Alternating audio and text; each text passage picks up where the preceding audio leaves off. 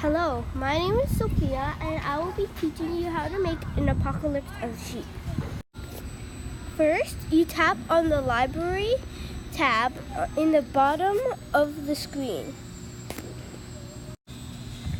Next, tap the animals tab and swipe left or right until you reach the sheep. Swipe the sheep into your space. Next, tap on the library tab again. Next, double tap on the sheep. Tap on the duplicate tab. Tap on the duplicate tab again. Next, redo all those steps again until you have a satisfied amount of sheep that you want.